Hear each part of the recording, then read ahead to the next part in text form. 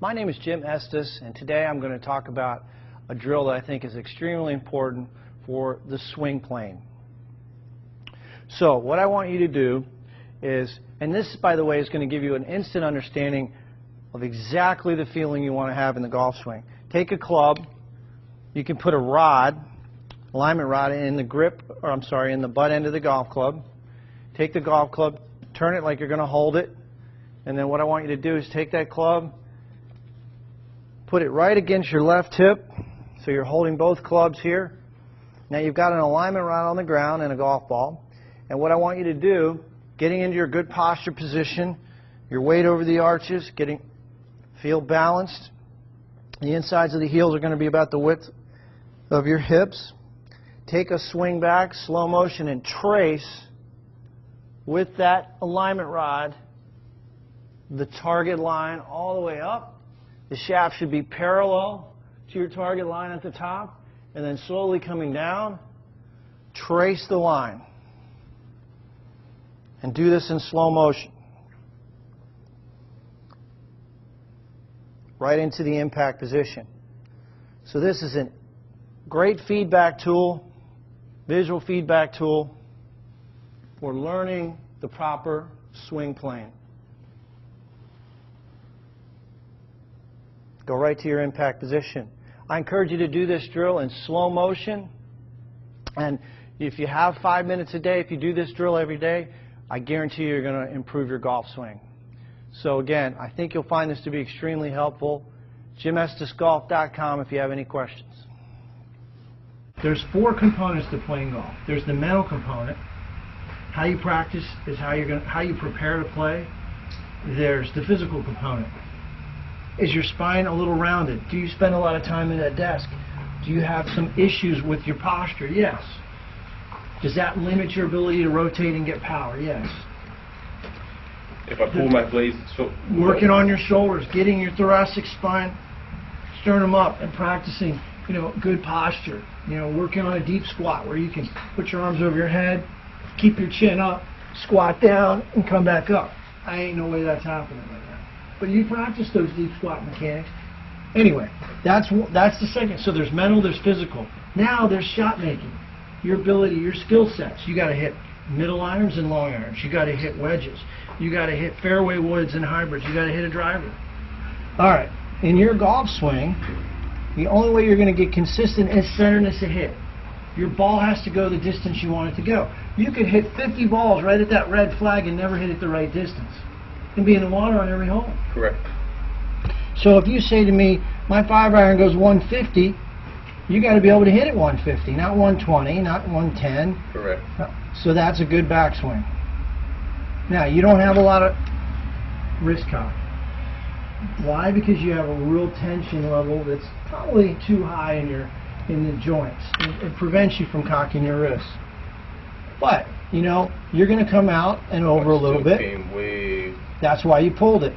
So what's the first move from the top of your swing? It's out of sequence. You're moving your hands and your shoulders.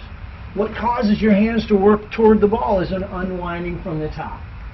So think of a baseball player. You got to keep your back to the target longer. So you're starting your downswing with the wrong section of your body. Your body's got to start the downswing from the ground up. So your feet, knees, and legs, when you watch a good player, see what's moving right there is your hands. Correct. All right, so that's why you're having trouble. Now, can you play good golf with that swing? You can play okay golf. 100 golf. Right. Because your dispersion's going to be too wide. But you hit the ball solid. You hit this one in the middle of the club face. Now, why do you have a good contact? Well, you maintain your posture very well.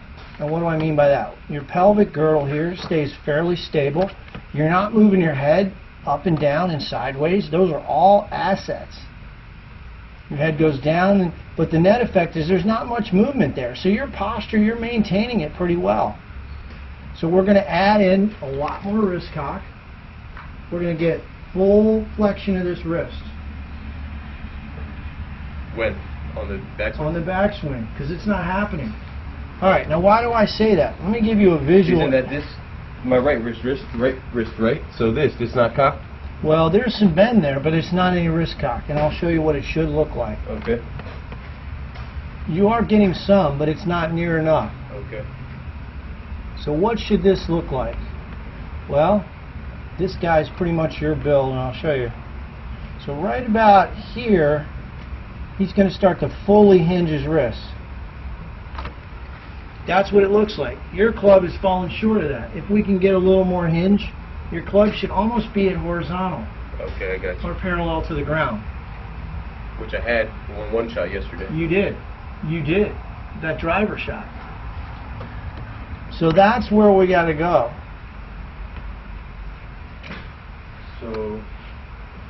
So if we look at my hands in this swing today were also higher than they were yesterday, huh? a little bit, but you know what? And I think that gets back to that over motion. Yep, that does. You're absolutely right. If we looked at your video from yesterday, the one I went crazy over was this one, which I loved. You hit this thing about 230 yards. That's actually not the one. It was with the driver. Yeah, it was with the driver. Here was the one I loved.